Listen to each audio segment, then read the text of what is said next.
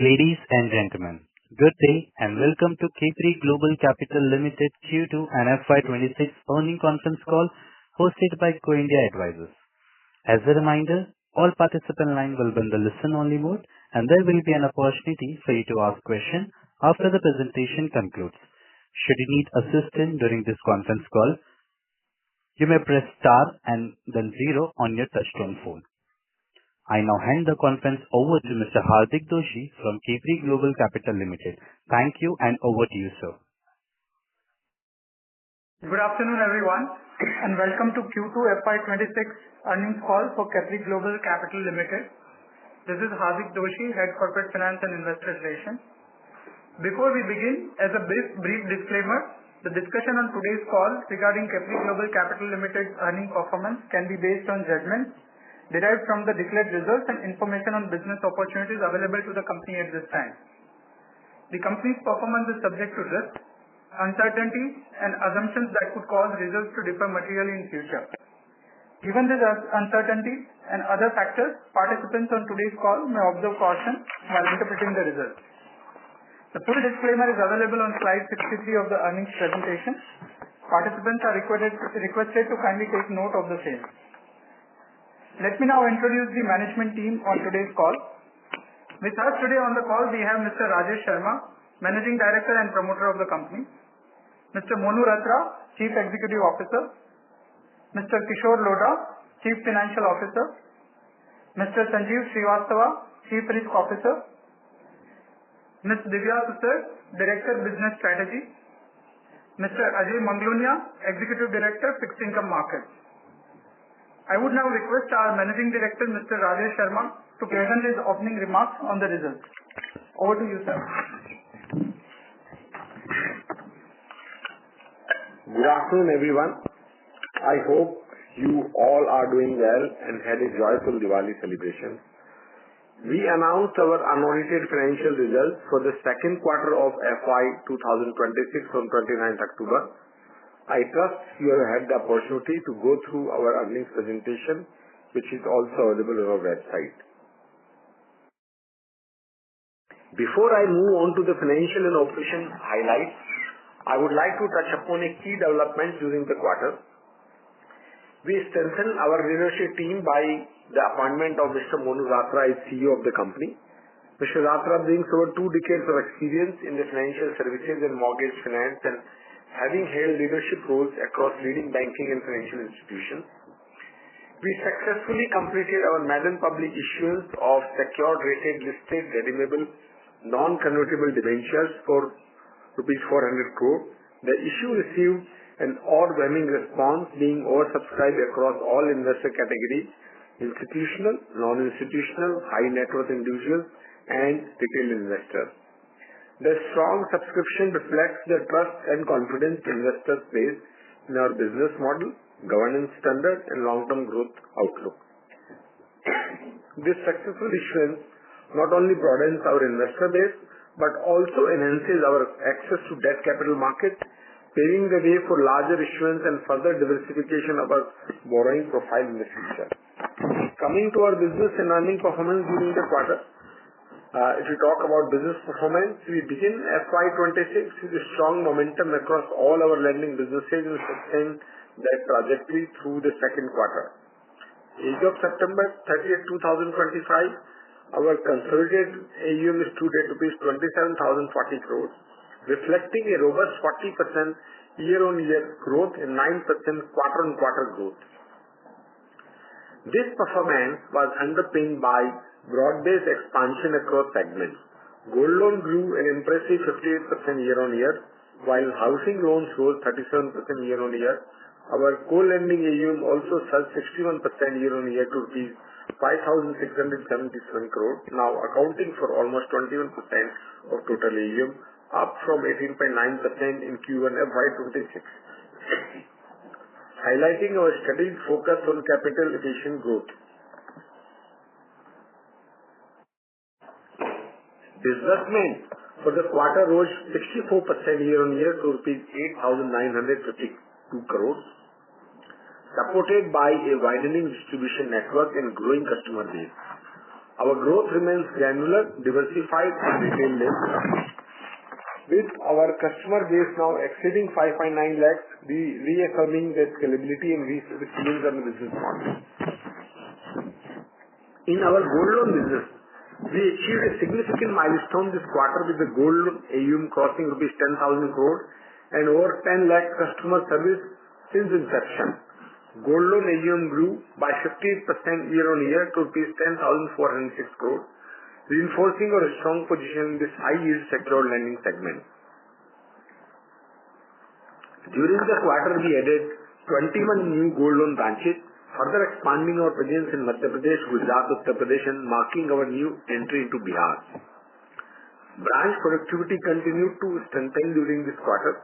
Average AUM per branch increased to rupees 12.4 crore, supported by improved employee productivity with AUM per employee rising from rupees 1.4 crore in Q2 FY25 to rupees 2.1 crore in Q2 FY26. As of September 2025, 762 branches are operating above the break-even threshold of 5 crore AUM per branch, underscoring enhanced operating leverage across the network.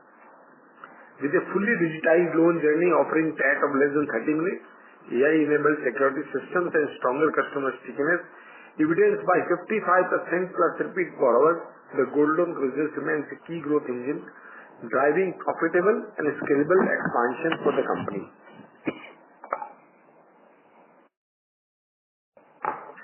Our MSME AUM grew to 5,602 crore rupees, up by 18% year-on-year. During the quarter, we further expanded our MSME presence in Uttar Pradesh and the addition of 13 new branches. We are also broadening our reach through MSME Prime, a focused offering designed to cater to low-risk self-employed customers in urban markets of Maharashtra, NCR. Within MSME, our micro-lab business continues to gain a strong traction with AUM rising to rupees 543 crore. This vertical enables us to serve emerging self-employed borrowers with smaller ticket size requirements. The micro-lab business is now present across 137 locations, following 43 net branch additions during the quarter, expanding our footprint in Andhra Pradesh, Telangana, and marking our entry into Tamil Nadu and Karnataka. Our immediate focus is on enhancing sales productivity and operational efficiency across these new branches before undertaking further expansion. We see significant long-term potential in MSME segment, and with the recent network additions, we expect growth momentum to accelerate in the coming quarters. Housing AUM stood at rupees 5,972 crores, building a year-on-year growth of 37%. We continue to see resilient demand across the affordable housing segment, where rising income levels and lower interest rate regime are driving demand for housing loans. We also announced our foray into Southern India housing market with the opening of 4 new branches in Telangana to deepen our presence in this high-quality affordable housing market. This expansion marks an important milestone, positioning Capri as a national player in the housing finance space. This strategic expansion will further enhance portfolio granularity, strengthen asset quality, and support healthy yield expansion over time. Our construction finance AUM grew 48% year-on-year to 4,969 crores, now funding over 286 active residential projects with an average sanction ticket of size of 51 crores and outstanding portfolio ticket size of 17 crores, reflecting very granular ticket size in construction finance too. The book remains well diversified by geography and granularity, reflecting our focus on working with mid-size and small developers in metro and tier 1 cities. We continue to emphasize disciplined underwriting through rigorous due diligence and escrow-based cash flow management, ensuring a risk-first approach. Our total branch network expanded to 1,224 locations in Q2 FY26, with a net addition of 86 branches during this quarter, while our employee base increased marginally to 12,197, up by 6% quarter-on-quarter. During the quarter, we also entered several new geographies, further strengthening our ambitions of building a pan-India footprint. This expansion not only enhances our customer reach and brand visibility across newer territory, but also lays the foundation for the next phase of growth as we continue to deepen presence in existing high potential states and selectively enter under-penetrated regions. Now coming to earning performance, let me now provide an update on core earnings. Our yield and spreads on net advances remain healthy in the quarter at 16.5% and 6.9% respectively, reflecting a 50 basis point improvement year-on-year.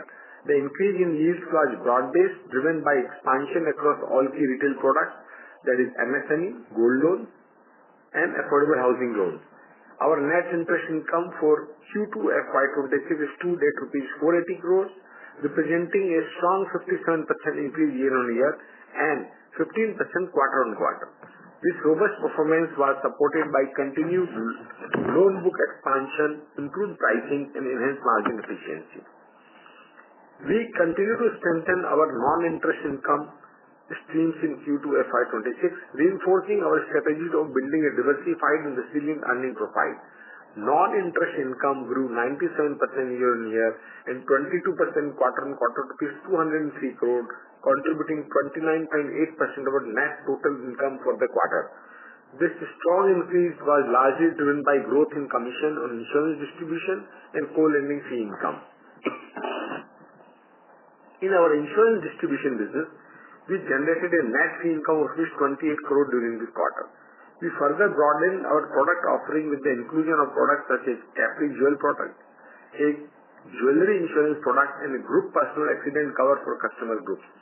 With the launch of our digital distribution platform, Capri Care, we aim to enhance insurance penetration across our growing retail customer base. Over time, we expect insurance to evolve into a meaningful contributor to our overall fee income. Meanwhile, our co-lending income stood at rupees 81 crore, reflecting continued strength in the segment, driven by higher dispersal volumes and deeper engagement with partner banks. Our car loan distribution business maintained its steady momentum with origination of rupees 2,830 crores in Q2 FY26, up 14% year-on-year. With a growing footprint and deep relationship across 13 partner banks and financial institutions, we have built a scalable platform with the pan-India network in this segment, with the potential to monetize further for distribution of other products. On the expense front, our operating expense increased 29% year-on-year and 25% quarter-on-quarter. The year-on-year increase was primarily driven by increase in our employee base, while the sequential rise reflected salary increment, bonus, and incentive during the quarter and the impact of one-off benefit of rupees 15 crore in the previous quarter. Adjusting this for this, the quarter-on-quarter increase would have been around 18%. Our continued focus on operation efficiency is clearly visible, with our cost-to-income ratio improving significantly to 49% in Q2 FY26 compared with 64% in FY25. This sharp improvement underscores the benefit of a maturing branch network, driving productivity and strong operating leverage across our business.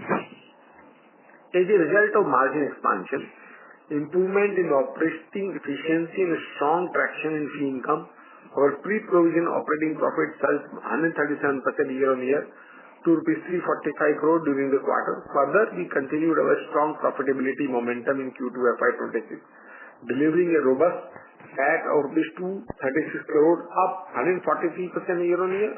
Our return ratio considerably improved during the quarter, with ROE of 14.4% and return on average assets at 4% for the quarter. This sharp growth was driven by consistent performance across all key business segments.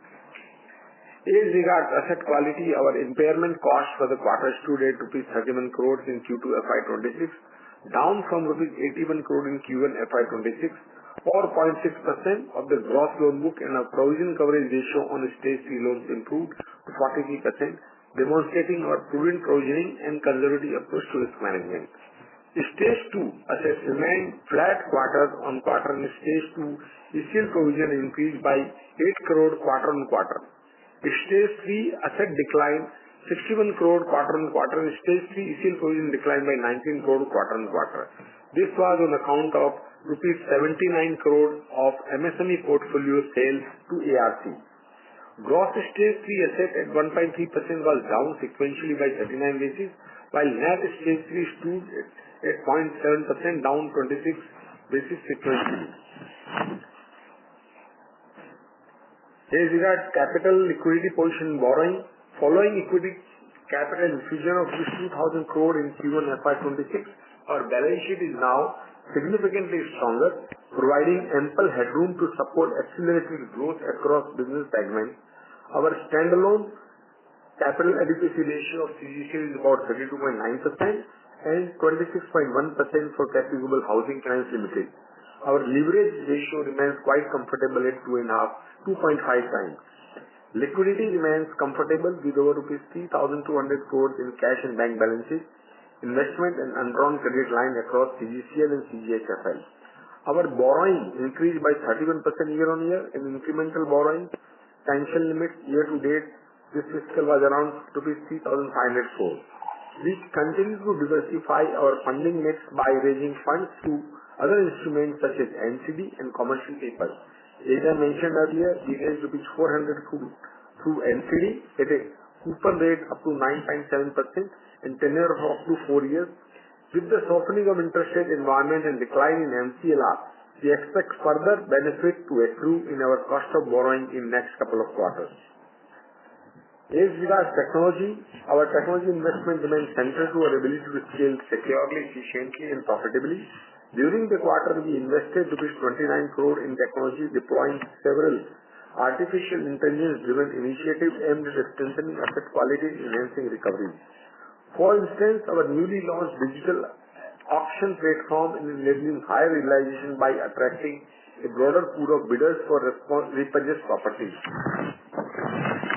We are also leveraging artificial intelligence to refine customer and collateral evaluation processes. Our AI-based bureau analytics tools and empowers teams with data-driven insights, enabling smarter and faster credit decisions. On the data analytics front, we are transitioning to real-time analytics capability, which will allow proactive portfolio monitoring and sharper business decisions across functions. In parallel, our Capri communication portal, a state-of-the-art omni-channel platform, now ensures seamless, consistent and faster communication with both customers and employees across multiple touchpoints.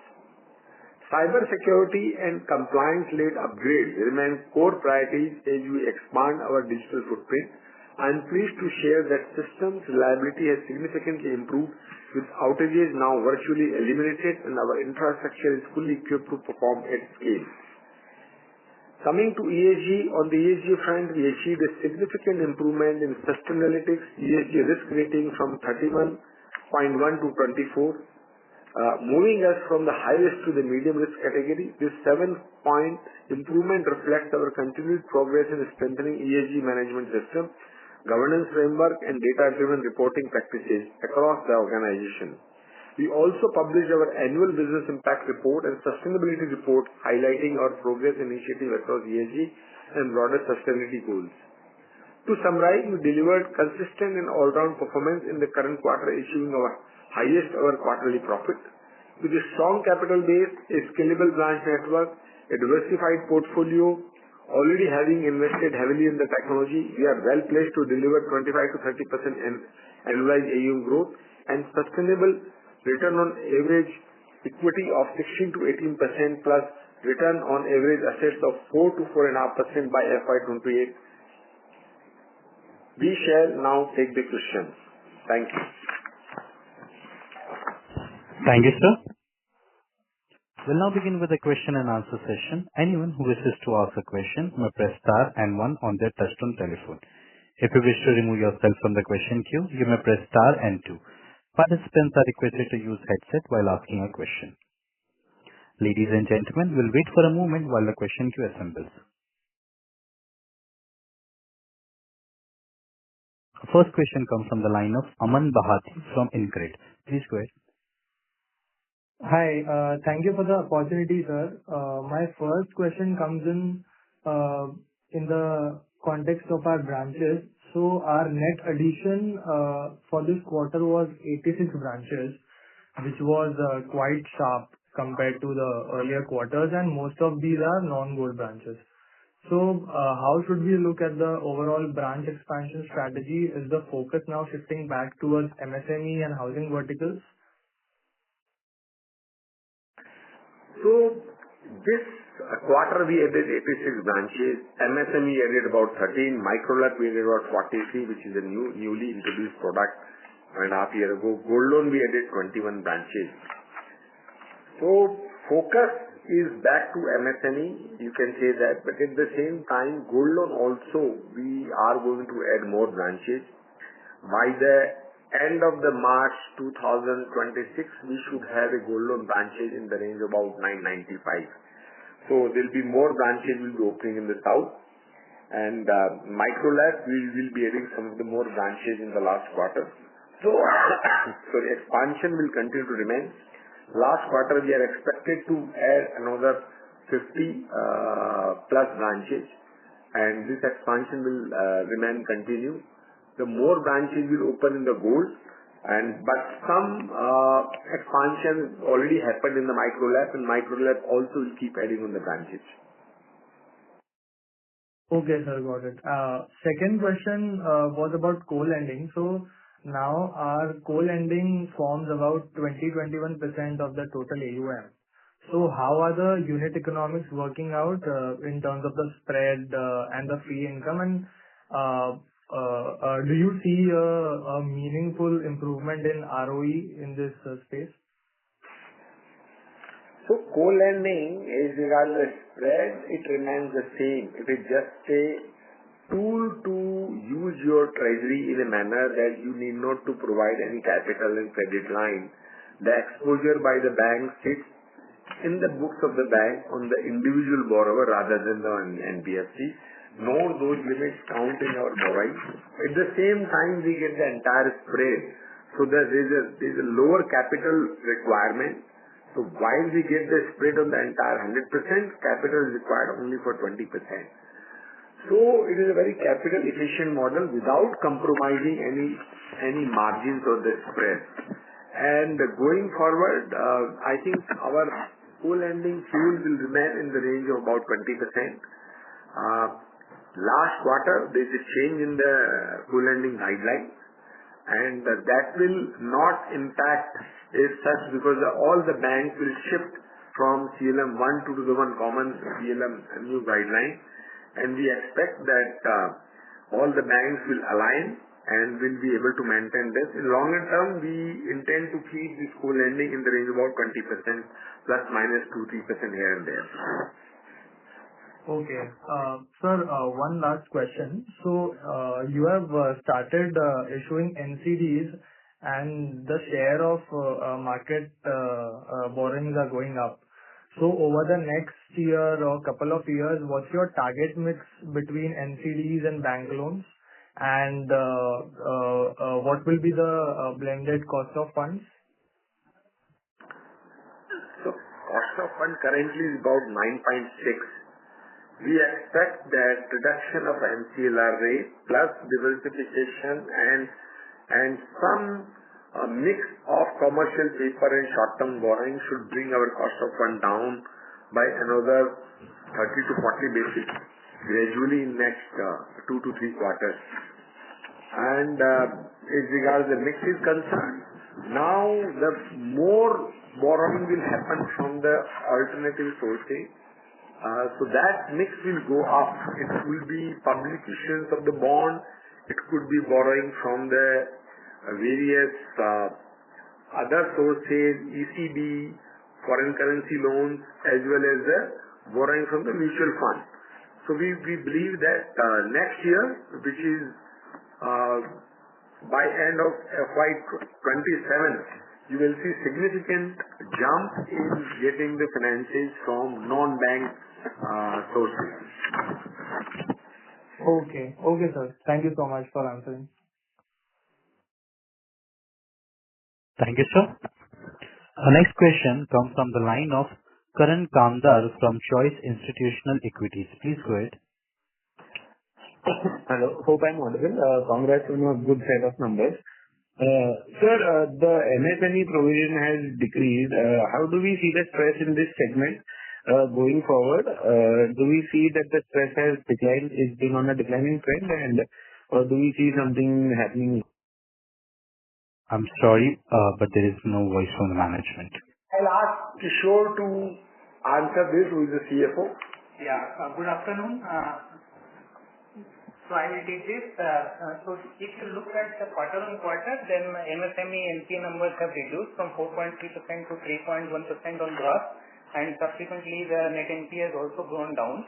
However, there is no significant change in the external environment as far as overall MSME book is concerned. This reduction is largely on account of the ARC sale which we have done. So what we have done as a strategy, wherever we have lended where the property value is below 20 lakh, where we do not get the benefits of SARFAESI, we have transferred those to an ARC, which is with value as far as earlier explained that it is 79 crore.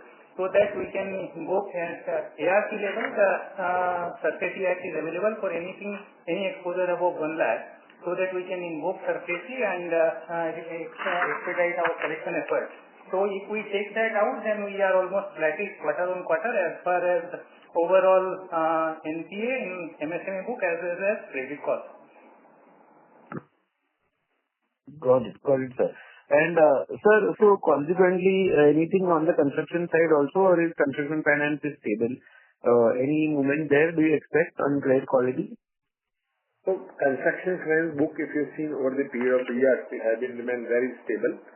And as you understand that our construction finance book is also in a very retail way, although very smaller ticket size.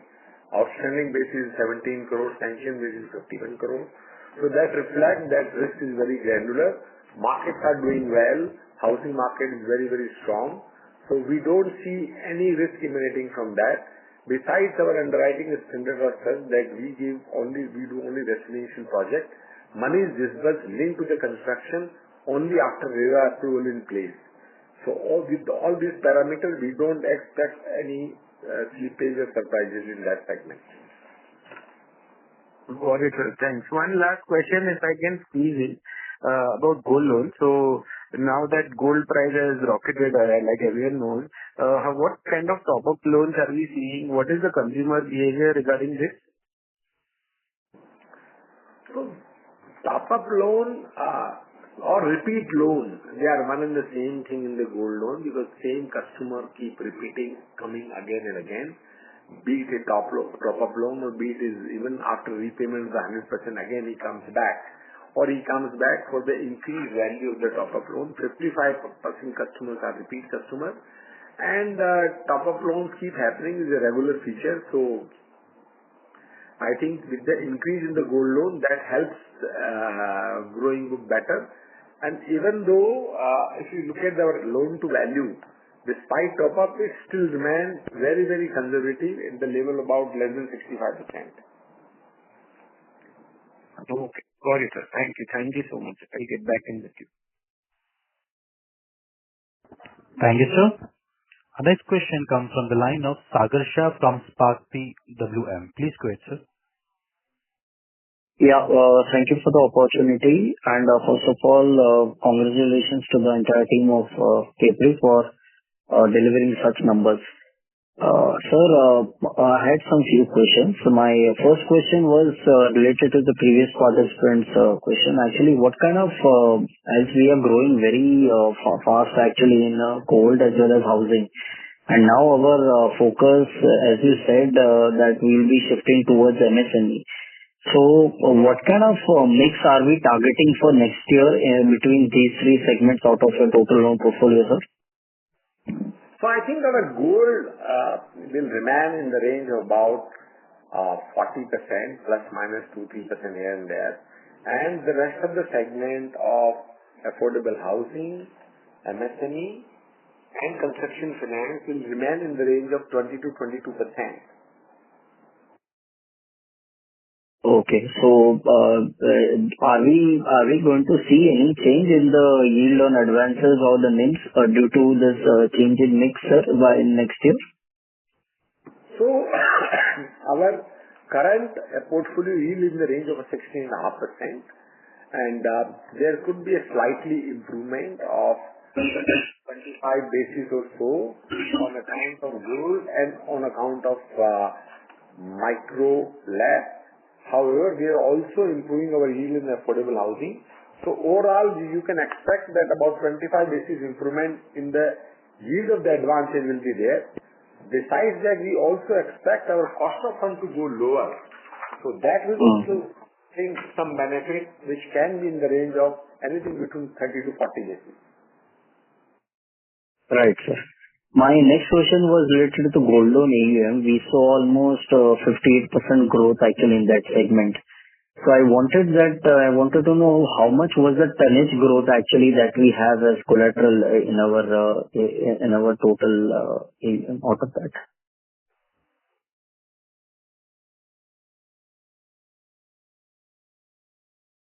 So the growth in the tonnage is about 16.4, which is an increment of about 18% YOY and 3% quarter on quarter. Okay. So 18%. Our tonnage is around 16.4 as of second quarter FY26, which implies an 18% growth YOY. Right, sir. My next question was related to MSME. The MSME AUM growth is around 16%, but our live accounts under the MSME actually are up by only 35. So basically what I wanted to know that are we incrementally on the MSME side, are we increasing our average ticket size? Are we looking to tap actually higher turnover MSME clients? Is the change in mix is it there in MSME? Management is on mute. Thank you. Can you repeat the question, please? Yeah. So MSME AUM growth is around 16%, but the number of live accounts which we envisage, they are actually down by YOY. So basically, but they are growing QOQ, but it's a very marginal number. So what I wanted to know that are we increasing our ticket size? Are we looking for higher ticket clients in MSME? So while you are taking the growth, you are taking the growth of MSME including micro LAP. While you are taking the number of customers, you are taking only of MSME. So that is why this disconnect is happening. On the contrary, micro LAP ticket size is lower than average ticket size is about 5 lakh. So on an overall, and micro LAP is a sub-segment of the MSME. So total number of customers is 45,000. It is not 31,000. Sir, I was referring to the slide number 9 of yours, which states the live accounts is 31,100 for SME business. So I was referring to that slide. If you have to see, then you have to see MSME AUM and then MSME customer and micro LAP and micro LAP customer. But one hand you are seeing the number of MSME, on other hand you are seeing the only customer of MSME without micro LAP. So I think that is causing a disconnect. Total number of MSME customers including micro LAP are 45,000 and the growth within that is happening at about 16%. It's not 45,000 customers. Okay, got your point, sir. So my next question was related to housing yield. The housing yields actually, even though we saw the almost 100 bits of repo rate cut, so still our housing yields haven't decreased. So is it safe to assume that you will be passing on some sort of benefits to our housing customers in the next 2 quarters, sir? I think passing on the benefit is taken care of the open market competition. It is a ticket size granularity and a conscious decision. How do you play between salaried, non-salaried, self-employed, and then you focus on the yield. Our focus is that our yield, which is currently 13.3, we are targeting the yield has to improve to 13.7, and for that we are going a smaller ticket size, smaller locations, tier 3, tier 4, and focusing on improving the yield of the overall housing finance business. So the housing yields would decrease even in H2 FY26 that you're saying, basically. Now, incremental yield have already started coming in the range of 13.5. Our target is to take it to about 13.7. Okay.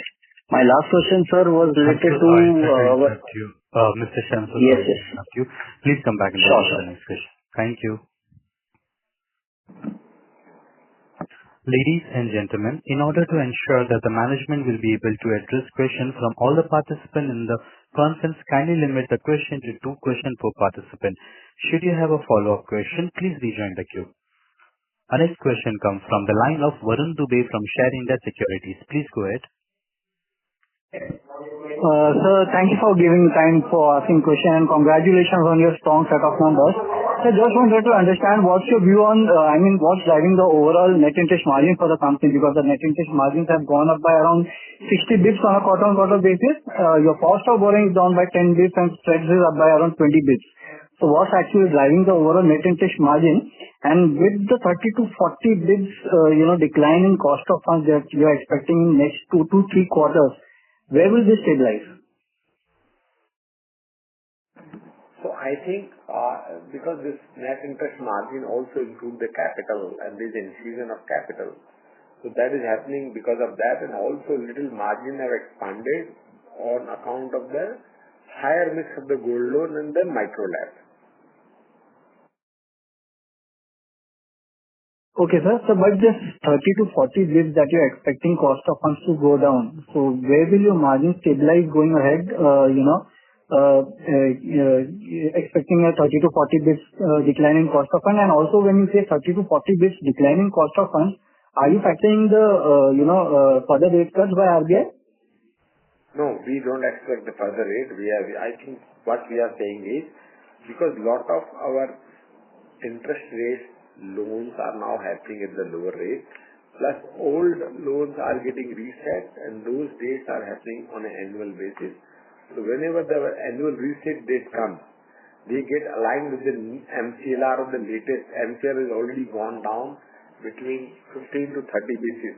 Plus, new loans are happening at a slightly better pricing on account of capital infusion and better risk profile. So because of the two things, our cost of funds will come down. It will happen in a gradual manner. In next 2 to 3 quarters, you will see that getting reflected in our cost of funds. Okay, so just one clarification I wanted. You said in the starting that you will be ending with 995 gold loan branches by end of FY26. Is it 995 or 895? Because currently you have 842 branches. 995. So it's going to be addition of 150 more branches for next 2 quarters in gold loan. Yes. South we are entering. There could be some rollover in the April, but we already have planned that, and I think the intention is to close the March by 995 branches gold loan. So, but then what would be the total branch addition? If 150 branches addition would be in gold loan alone, so what would be the total branch addition for next 2 quarters?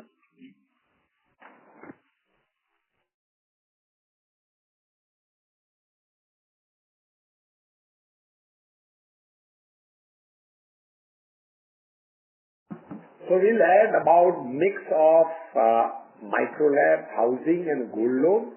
It will be in the range of about 200 branches in the next 2 quarters. Okay, thank you, sir. Thank you. Our next question comes from the line of Priyanshu Jain from Growth X Infinity. Please go ahead. Hello, I hope I am audible. Yes, sir, you are. You are audible. Thank you for the opportunity. First of all, congratulations on good set of numbers. The whole Capri team is doing a phenomenal job over there. I have a few questions. Most of the questions has been answered already. So I just want to know what will be your credit cost going forward, because it's been in a range less than 1% as of today. So So while credit costs have been lower than 1, but on a safer side, while we have to project, we will say it will be in the range of about 80 bps to 90 bps. Sorry, can you repeat it? So while credit costs have always been lower than 80 to 90, but when we have to project, we always remain conservative. And we would like to say that credit cost, we have taken in account about 80 basis to 90 basis.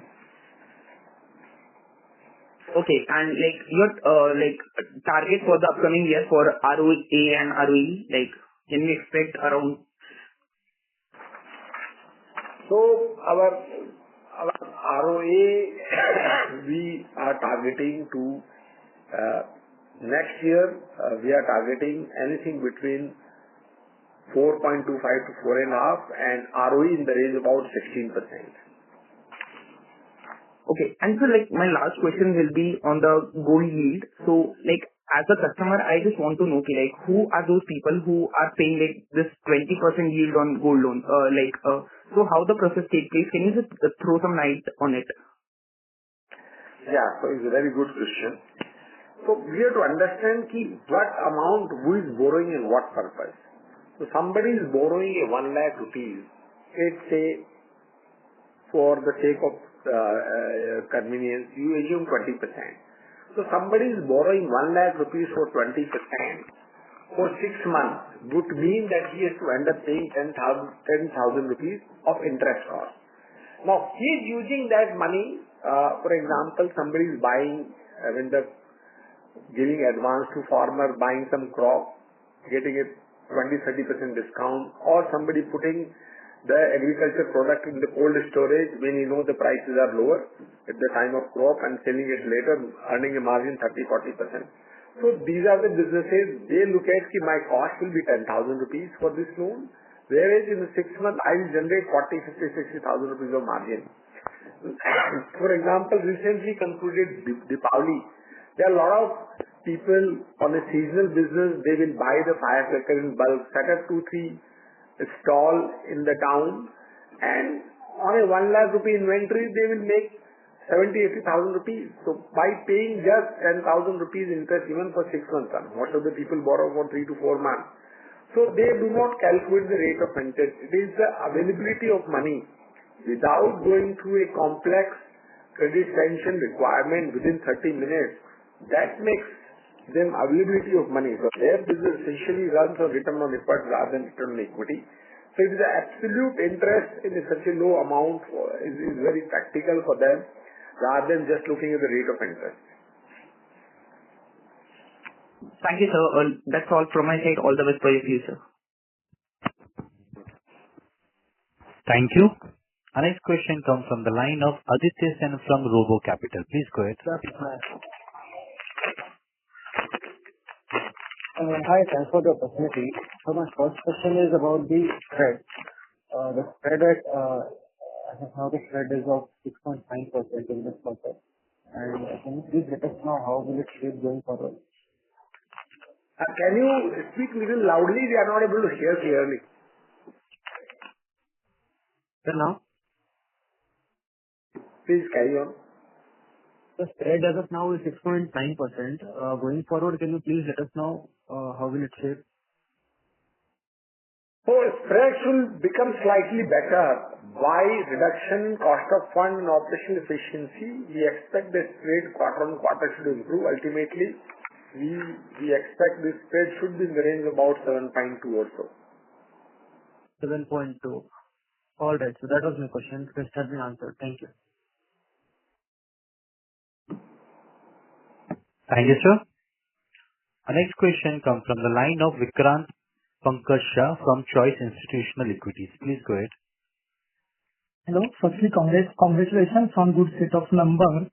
So where do you see the AUM number and PAT at the end of FY26 and FY27?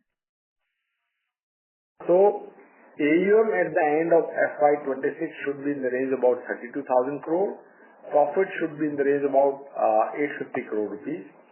At the end of FY27, AUM should be in the range of about 42,000 crore, and profit should be in the range about 1,200 crore.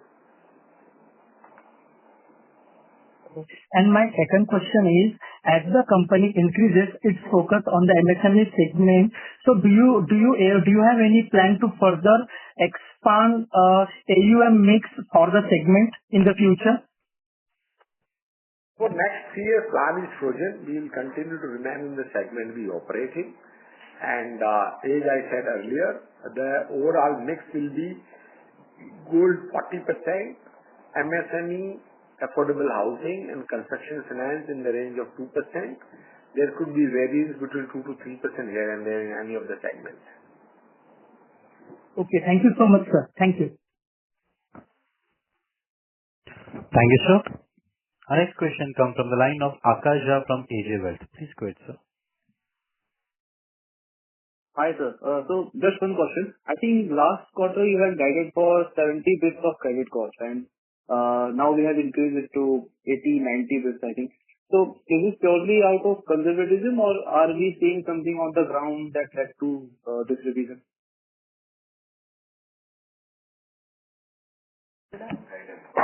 No, I think when we have to give guidance, we should be little keeping more conservative. So we project the credit cost to be 90 basis.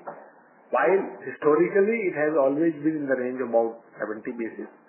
But you always account for slightly increased credit cost when our micro LAP portfolio is growing in proportion. So being on a conservative side, when we project, we have to say about 90 basis. All right. Okay. Thank you, sir. Thank you. Thank you, sir.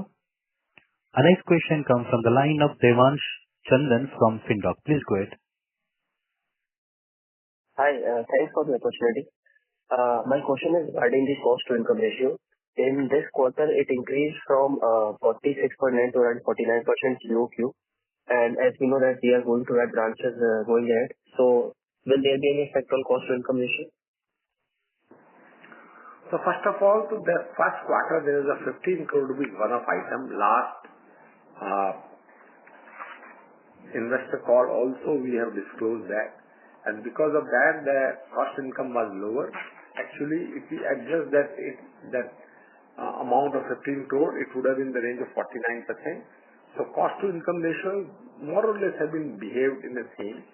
And as you know that despite in putting up the 86 branches, the cost income ratio have been fairly in the same range. And looking at the expansion, it can be a 1-2% here and there, but by and large, coming year, cost income ratio will remain in the same range. We expect it to be maybe in around range of 47 to 50%. In a 2 years time, we expect it to come down by another 4 to 5%. Okay, thank you, sir.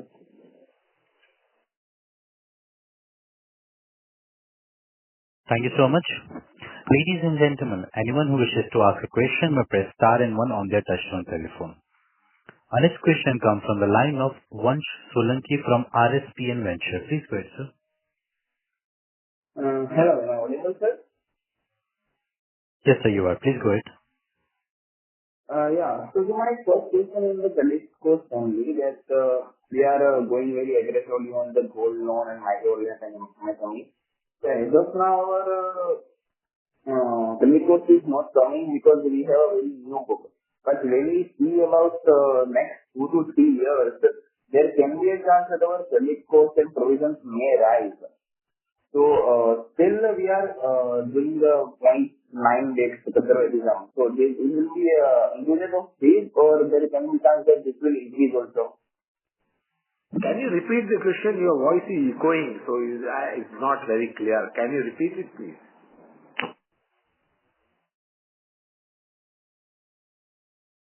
Better now? Yeah. Yeah. So my question is that as we have a very new book of micro LAP and gold loan, so our credit cost is in a limit. In 0.70 bits you have told it is very natural. But in if I see here next 2 to 3 years, is there a chance that this will go to 1% or more even when our book gets old and micro LAP also will increase? So there is a chance that our credit cost will also increase, right? So I do not think that our credit cost will go up more than 1% ever.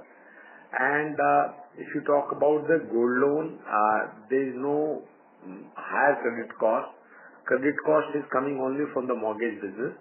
Micro LAP, the way we are building it with the help of data analytics and technology, we expect to do better than many other players in the segment. And so far, our all metrics of collection efficiency and others are giving that indication to us that micro LAP will also behave in a very predictable fashion to us. Okay. And the second question is that you just guided for financial 27 exit AUM with 42,000. That's very approximate 30% YOY growth you have mentioned, right? So will this be achievable? Because now the growth is also slowing down. When I see the last year, we have a growth in March 25 of 46% YOY. As of September 25, we are standing at a 40% growth. So gradually the growth percentage is coming down when our books is getting the larger in size. So will the 30% will be achievable for the other in 27 or 28 or so? Yeah, we will be able to do that. We will be able to do that because we are putting a branch expansion, and with that it should be achievable. Okay, yeah. And the last question from my side is that you have mentioned that 55% is a repeat customers in your cycle. So just what is the trend in the past? Like there was a 70-80% and that is reduced to 55%, or it is increasing in the number of repeating customers? Can you just give in the past history? So I was talking about gold loan. Gold loan, there was earlier 50%, now it has gone to 55%. Same customers keep coming back. So at least the business 55% customer are repeating, and that is very healthy. That is I would say the gold loan customers are keep borrowing, again repaying. This is the way gold loan operates, and this is a good number to have, that our customers who come experience us keep coming back to us. Okay, thank you. That's from my side, and all the best. Thank you, sir. Our next question comes from the line of Manish Shankar Mandal from Alembic. Please go ahead, sir.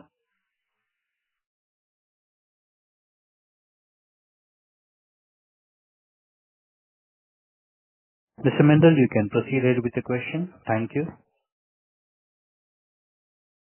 Sorry, most of the questions that I had has been already answered. So yeah, you can pass on to the next participant. Okay, no problem. Thank you. Our next question comes from the line of Shashank Jha, an individual investor. Please go ahead.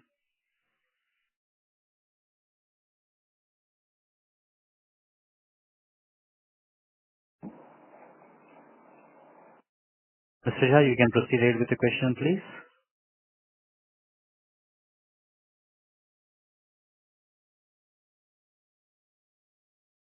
Mr. Jha, if you can hear us, please proceed ahead with the question.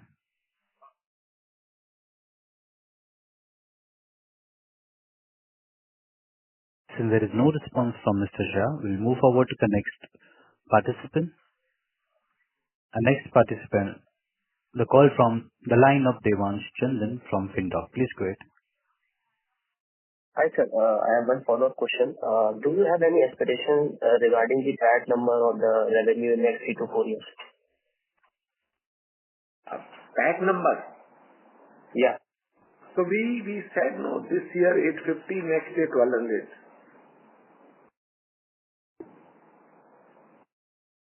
And by FY28, what number you are looking at? That number we are not projecting yet. Okay.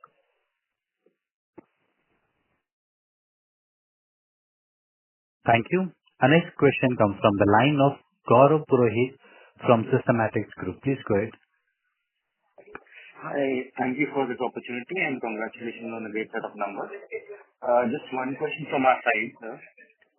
You just mentioned that you are planning to grow the AUM to 32,000 crore this year and 42,000 crore next year. So are you essentially upping the growth guidance from a 30% CAGR to a 35% CAGR? Yes, because the first half has gone very well. We already up 40%. So based on these numbers, we have revised our guidance from earlier 1 to 32,000 crore.